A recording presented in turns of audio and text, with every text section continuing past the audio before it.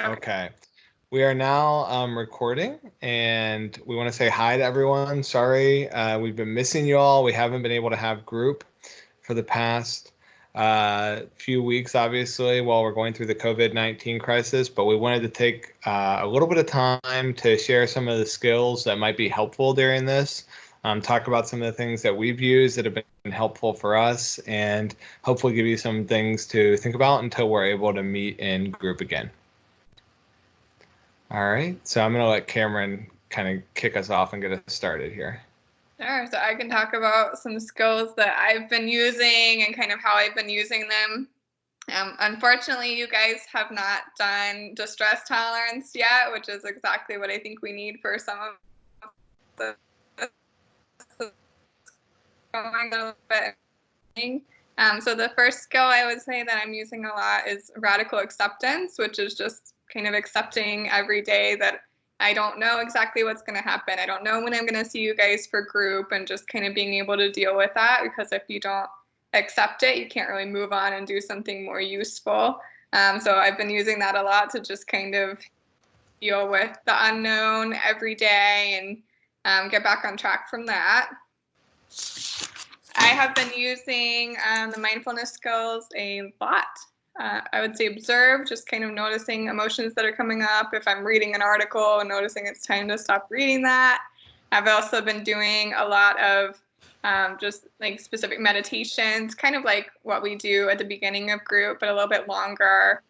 So what I was going to tell you guys is on YouTube, there's a channel called Stop, Think, Breathe that has some really cool videos. So if you're interested in doing any of those, then you could check that out, and you might be able to do the same ones, and they're very relaxing and calming. And then my other skills that I'm using, self-soothe is another distress tolerance that you guys haven't learned yet, but just basically like thinking about the 5 senses and trying to just like be calming. I have a candle going right now, listening to good music, things like that, to just kind of stay calm and mellowed when you're stressed out or having to be at home and can't go out and that sort of thing. Now, emotion regulation we have done, so I've been using some skills from that, and you guys will be more familiar with that. Check the facts.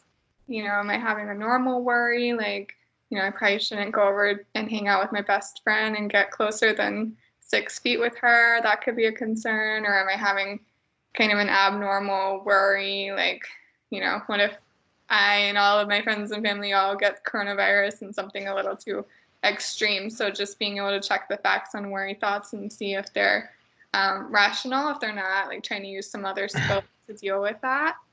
And then another one that I think is great that I'm trying to do, and I think you guys especially as you're home from school, engaging in pleasurable and mastery activities. So trying to schedule in some fun things to do when you're having schoolwork, kind of being able to map out some things that you actually like to do. And then mastery things, maybe this is the time to try to learn a new skill or exercise or different things like that can help you feel good too. Those are kind of my top skills for now. Yeah. I've been using a lot of the please skills. That's been where a lot of my focus has been. So I've been trying to take walks outside every day to get exercise regularly. I've been paying a lot of attention to still getting normal sleep. It can be kind of easy when schedules become more lax to start to go to bed a lot later, start to wake up a lot later, not have any particular reason that you have to be somewhere at a certain time.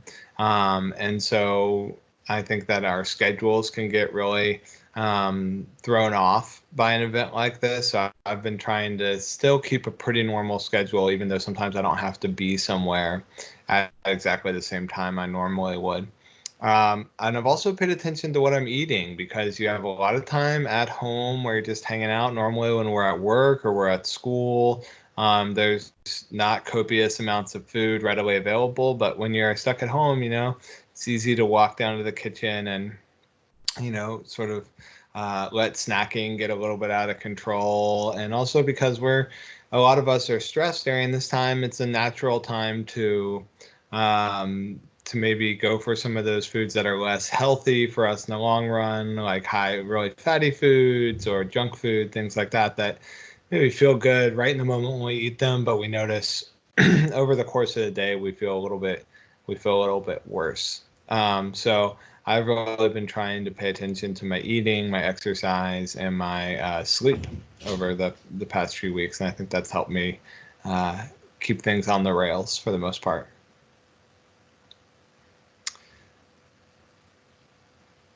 So one of our adult DBT people created a really nice worksheet with kind of some different skills to go over, and I added a little bit more to have some of our skills that we have on the teen side. So I'm going to share my screen to show you guys that, and some of it's what Dr. Drescher and I have already talked about, but some of it may be some new ideas for different things.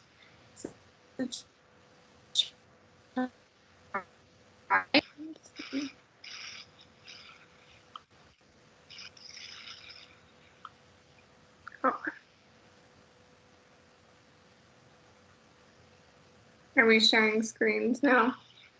I am not seeing yours. No, not yet.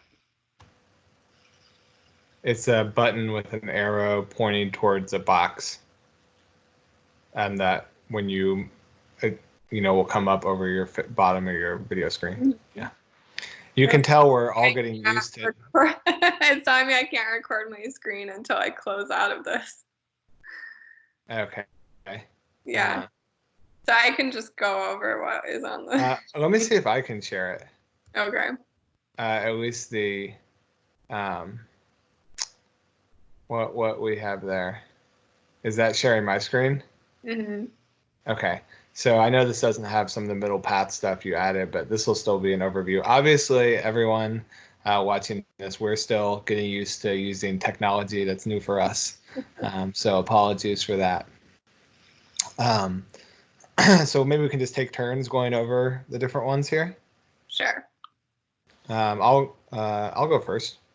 So the first thing that's being highlighted in that first block of text, which you can of course read that on your own, is that it's really normal to be feeling anxious and to be feeling stressed out during this time. There's a major worldwide health crisis going on, and so feeling stressed, whether that's because of health concerns or it's because of the disruption to your daily life in terms of changes to school or work or events and activities being canceled, it's normal to be having difficult emotions around that. That said, there are some skills that can help us get through this moment and be more effective while we cope with some of these things. The first and most important thing is this is a police skill as well, which is to treat physical illness. So if you are sick, you really do want to get evaluated. The most important sign would be a fever, and then any accompanying symptoms in terms of cough, certainly difficulty breathing. You would want to get evaluated to see if you actually need to be screened for COVID or get some other treatment. Augusta University is offering a virtual screening, so you don't have to go into the doctor. You shouldn't go in until you go through a virtual screening, which you can see the website there, as well as a number that you can call if that website's not working for you.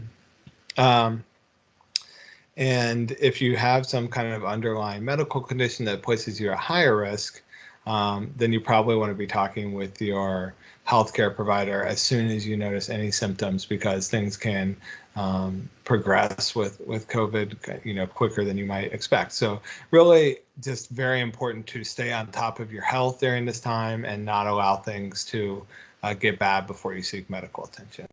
So that's the first thing you want to keep in mind. And I'll let Cameron talk a little bit about the ABC police skills, because she mentioned those a little bit already.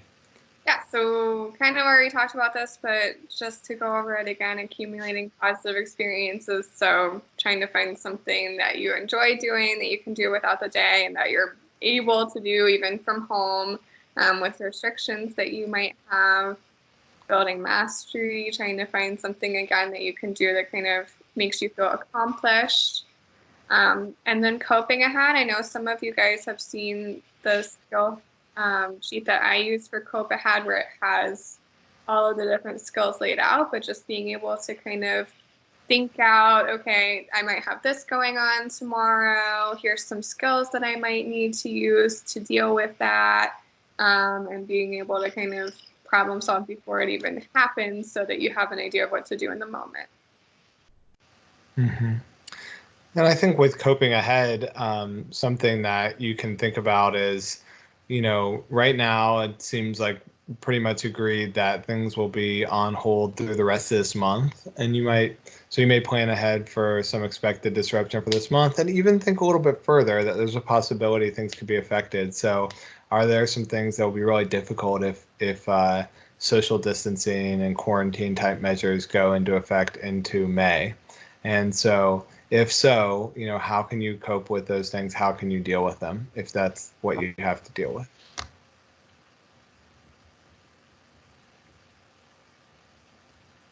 And we also, in line with that, already talked about having a balanced diet, getting adequate sleep and having a schedule, getting some exercise. I got my YouTube yoga workout on the other day, so it's possible to do it even if you don't have a good outside space. And it's also an important time to avoid or minimize any drug or alcohol intake. Obviously, if you're an adolescent, I wouldn't recommend that you do that, period. But I know parents might be listening to this too, is that can, actually lead to more problems with our emotions in the long run. And I would add with eating, we talked a little bit about unhealthy eating, but also it may be hard to remember right now to eat 3 meals a day and be on that consistent schedule when you don't have your normal routine. So maybe, having to sit down and actually plan, okay, this is when I'm going to have my meals and make sure you're getting enough calories and all that. Great point. And Cameron, you talked a little bit about check the facts and radical acceptance too. If you want to talk about those, and I can follow up after that. Sure. Yeah. So just kind of, well, this is also talking about too, getting misinformation, like as I'm reading about coronavirus even true, or is this for just something that a random person shared on Facebook? But then also, like I was talking about earlier with your own kind of reaction to it, is this a normal reaction to something really scary that's going on, or am I kind of overreacting and catastrophizing? And some of those thinking mistakes that we've talked about before. Mm-hmm. And then radical acceptance is just kind of fully diving into acceptance. Like there are a lot of things I cannot change right now. I can't go to school. I can't be with friends a lot of the time. Parents, I may not be able to go into my job and things like that. And just being able to accept so that you can then go from there to actually be able to use skills and do something. Because if you haven't accepted it and you're kind of acting like, oh, this isn't real, then you're not going to be able to do anything from that. Yeah, I would agree with that. And a lot of times for me, radical acceptance, which is also one of the stress tolerance skills, so we haven't talked about it much, is it actually opens up possibilities. So it's not the same thing as being resigned to, everything just sucks all the time, right? That's not what we mean when we say acceptance. It just means accepting reality for what it is. I say it is what it is so often that my son even says it, my 3-year-old will go, it is what it is when we start talking about something. But that's me trying to cultivate some radical acceptance that sometimes there are things in the world that I wouldn't choose, that I don't like, and certainly this COVID epidemic would fall into that category of something that I wish that was not the case. And yet by accepting, okay, some things are going to be canceled, some of my normal routine is really going to be disturbed, it actually opens up possibilities for me. Then I can spend my time doing some of the things we've already mentioned, like, oh, maybe this is when I want to get back on a good workout schedule. Maybe this is when I learn how to play a new song on my ukulele, or this is when I read that book that's been sitting on a shelf for a while that I wanted to read, or I get lost in a Wikipedia hole and learn about, some obscure part of history that I've never learned about. Whatever it may be, I I can't really do those things until I sort of accept that my normal routine is not going to be the case. If I'm sort of fighting that, trying to make things happen that are not possible, then I'll spend all my time stressed out about how things are not the way I want them to be, and I won't be able to make lemonade out of lemons with the situation. Some of the other skills that we talk about here is, quite get that to stay there. There we go. One is mindfulness of emotions. This is a really straightforward skill, even though it can be hard when we're feeling difficult emotions to do it, is to just pay attention to how you're feeling, not having to try to change it or make it go away, and also not trying to have to hold on to it, but just allowing yourself to feel whatever you're feeling and notice as it comes and goes, rises and falls. Notice the physical sensations that go along with your emotions, and practice observing and describing each emotion you experience without judgment. So some of us have been through the emotion regulation module, and you'll recall this as the WAVE skill, mindfulness of emotions. And if you haven't, what it really is applying the mindfulness what skills of observation and description internally to your emotions. So a lot of times we might notice our breath, or we might notice sounds in the room, but this is really focusing our attention on our emotions. So that's a little bit different than things we've done in the past. Do you want to take the next one, Cameron? Interpersonal effectiveness skills. So that's what we just learned. So you should guys all be experts of that. But you're cooped up with your family. You know, I'm sure stress is coming just from kind of everything that's going on right now. And so just being able to use those skills to deal with each other better in kind of a validating, gentle way sometimes, or to still be able to ask for something that you might want, even if, you know, and trying to figure out, is this the best time for that sort of thing.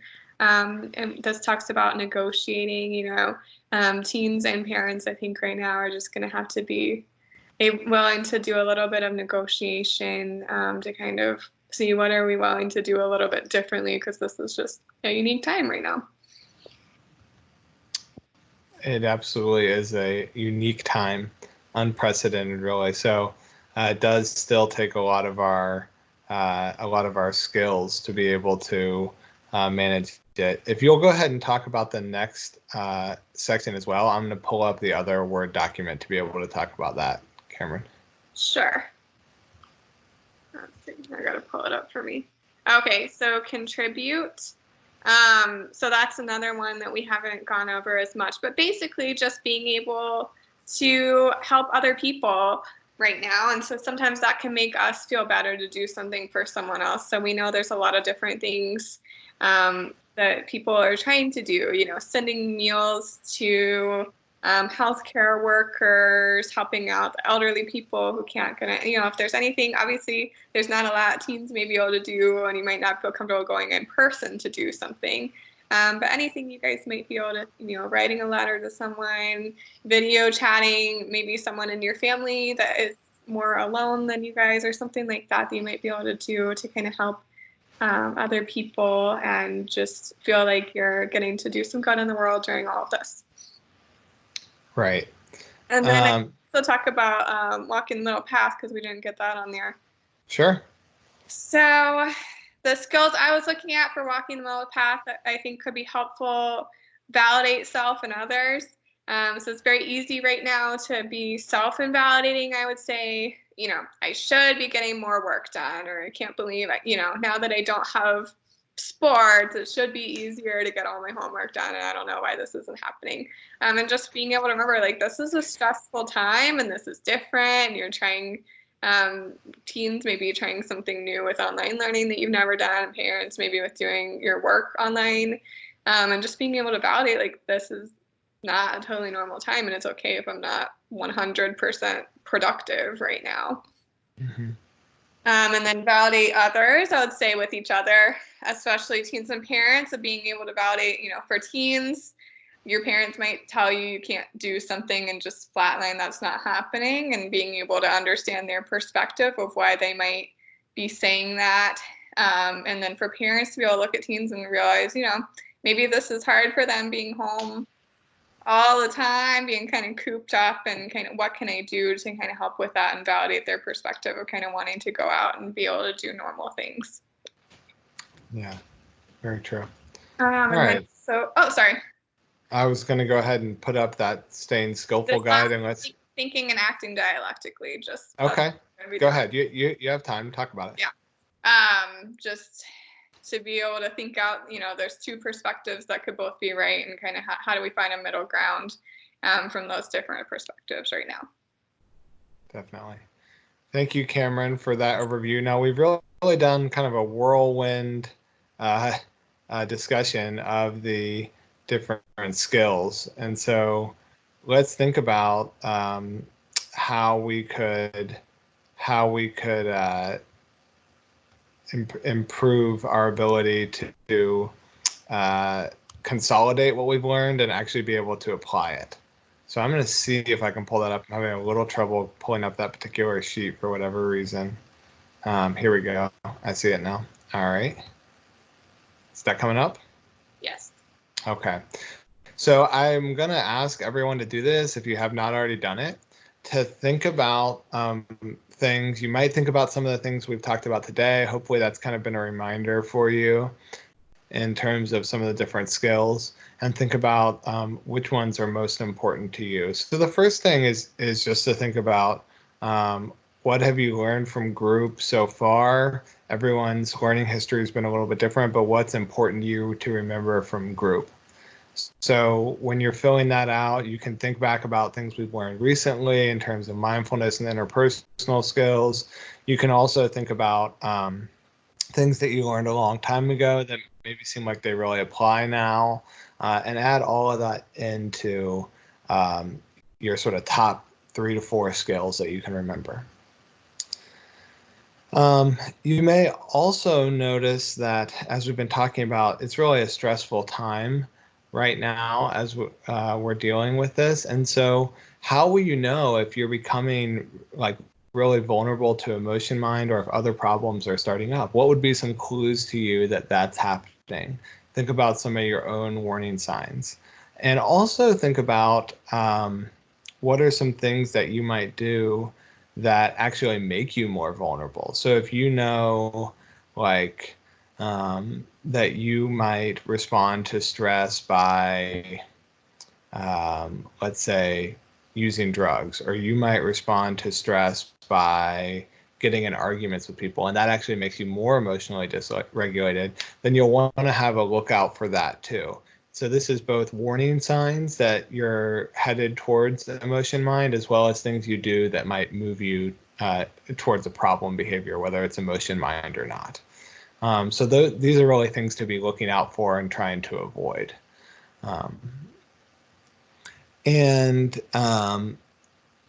After you've completed, any questions about that, Cameron? Did that make sense how I explained those? Mm-hmm. Okay.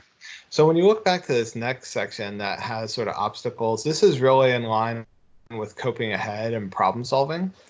So here you're thinking about the skills that are going to be most important for you to continue, and they may or may not be from group. You may have learned them in individual therapy or through other treatment or just through life experience. But I want you to think about the most important skills for you to use currently. And hopefully some of those will be things that you enjoy using, maybe like pleasurable activities or getting exercise or something like that. And some of them may be things that are hard for you, that take a lot of effort and aren't always easy, but you just know that they're important to use during this time.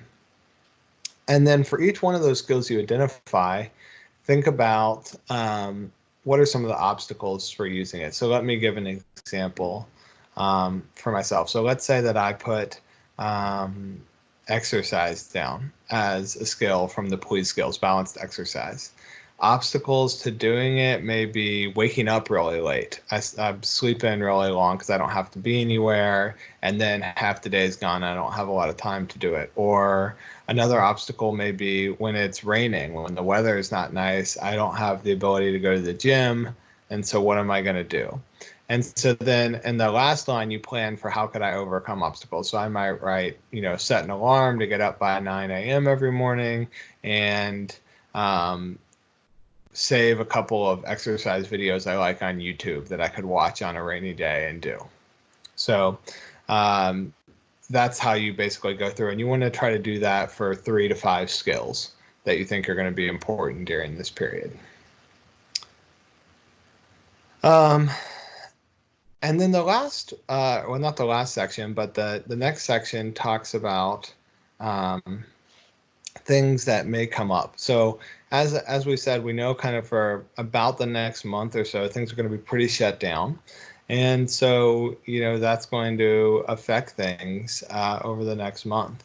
And we also know that there'll be probably people getting sick and that everyone's going to be in close quarters together. And there's going to be a lot of stressful things that may go on. So actually try, even though it's hard to slow down and identify these things, spend a little bit of time identifying what they are and what specifically might be tough for you over the next month or so. And then think about specifically how can I cope with those situations. So you've already thought about some skills in general that are going to be important for you to use. As you thought through it, you may have come up with a few more tough situations, and I want you to push yourself to really identify some specific skills that'll be helpful for those situations. All of that said, I also want you to know that we are here for you guys, even though we can't be there physically with you. So below you'll see my contact information. It's got my office number, my cell phone, the psychiatry scheduling number, which there's always an on-call psychiatrist you can speak with. So if it's after hours or you can't get a hold of me and you really need to talk to someone, and also some crisis prevention numbers, and then a helpful website if you're in crisis or just looking on working on some skill, which is nowmattersnow.org. So I hope this has been helpful for you. I hope this has given you some things to think about.